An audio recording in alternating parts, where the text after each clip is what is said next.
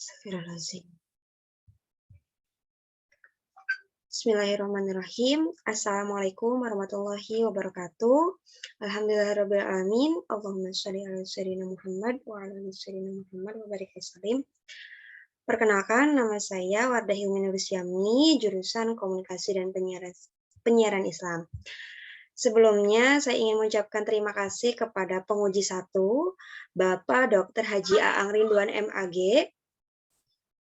Kemudian, terima kasih juga kepada Bapak Dr. Haji Uwais Fatoni MAG selaku penguji 2.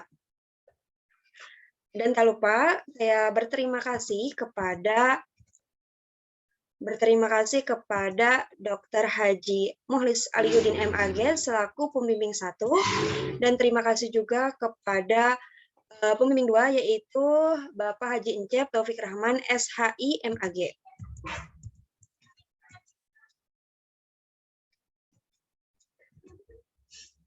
Di sini saya akan menjelaskan penelitian mengenai buku Perempuan Bukan Sumber Fitnah. Islam mengajarkan tentang kesetaraan, yaitu tidak membedakan makhluk Allah, seperti yang sudah dijelaskan dalam Quran Surat Al-Hujurat ayat 13, yang mana Allah itu tidak membedakan hambanya dari jenis kelamin, melainkan Allah itu membedakan hambanya dari ketakwaan dan keimanannya kepada Allah. Kemudian, Allah juga memerintahkan hambanya menyampaikan ajaran Islam dengan tablik, dan disampaikan secara nonverbal, yaitu melalui tulisan, karena bisa dijadikan sebuah referensi dalam kehidupan sehari-hari. Kemudian, buku Perempuan Bukan Sumber Fitnah ini merupakan buku yang akan dijadikan penelitian, karena buku ini merupakan buku bestseller dan menarik untuk diteliti. Dan penelitian ini menggunakan kategori pesan, yaitu menggunakan akidah, syariah, dan akhlak. Di sini terdapat fokus penelitian. Yang pertama itu, bagaimana isi pesan tablik tentang akidah dalam buku Perempuan Bukan Sumber Fitnah. Yang kedua, bagaimana isi pesan tablik tentang syariah dalam buku Perempuan Bukan Sumber Fitnah. Yang ketiga, yaitu bagaimana isi pesan tablik tentang akhlak dalam buku Perempuan Bukan Sumber Fitnah. Nah, kemudian di sini ada tujuan penelitian, di mana penelitian ini untuk mengetahui isi pesan tablik tentang akidah dalam buku Perempuan Bukan Sumber Fitnah, tentang syariah, tentang akhlak. Selanjutnya ada landasan konseptual, di mana landasan konseptual di sini itu terdapat 5.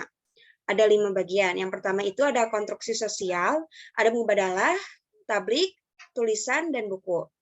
Kemudian landasan teoritis yang diambil di sini menggunakan analisis isi pendekatan kualitatif, yaitu menggunakan kategori pesan tablik.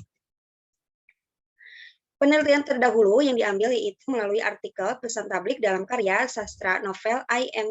Sarahaza, Farida DKK, Jurnal Komunikasi dan Penyiaran Islam tahun 2020. Yang kedua diambil melalui skripsi analisis pesan tablik dalam buku Udah Putusin Aja karya Felix Xiao. Dan yang ketiga melalui artikel Perlawanan Terhadap Marginalisasi Perempuan dalam Islam, analisis wacana kritis pada laman Mubadalah ID pada tahun 2020. Kemudian di sini ada langkah penelitian, paradigma, menggunakan paradigma konstruktivisme, dan metode penelitiannya menggunakan kategori pesan tablik. Kemudian populasi yang digunakan yaitu buku, dan sampelnya itu buku Perempuan Bukan Sumber Fitnah. Teknik pengumpulan datanya itu terdiri dari observasi, dokumen, dan mencatat. Selanjutnya, teknik analisis data, yaitu mengumpulkan data-data yang sudah ditemukan, membagi data menjadi data primer dan sekunder, mencatat hal-hal penting, mengkaji data yang sudah diperoleh sesuai dengan permasalahan penelitian, menganalisis dan menjabarkan secara rinci sesuai dengan teori analisis isi, dan mengambil kesimpulan. Kemudian di bab 2 terdapat kajian pustaka.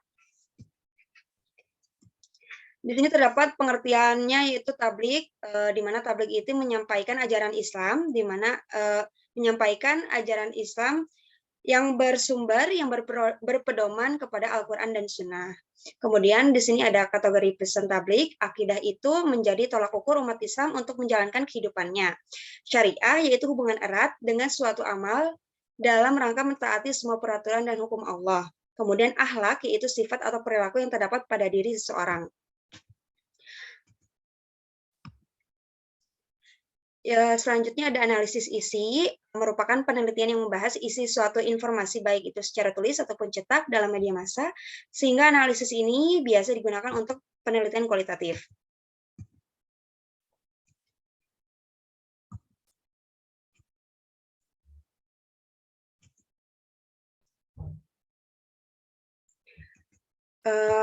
Langsung ke kesimpulan.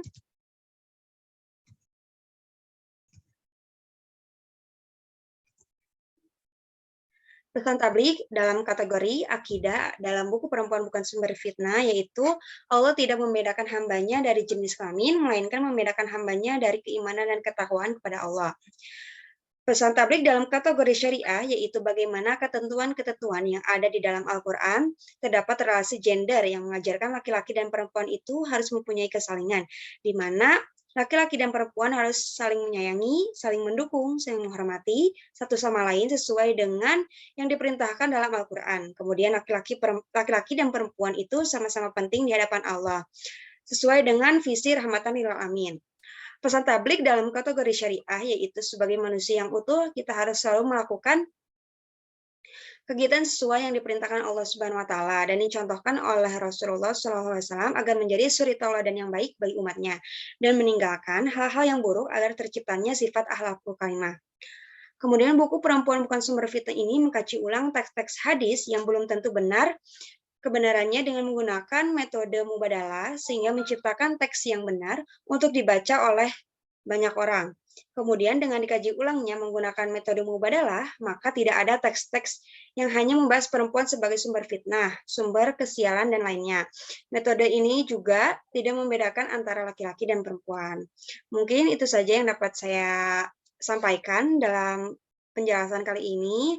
Mohon maaf apabila ada kesalahan dalam penyampaiannya. Terima kasih. Wassalamualaikum warahmatullahi wabarakatuh.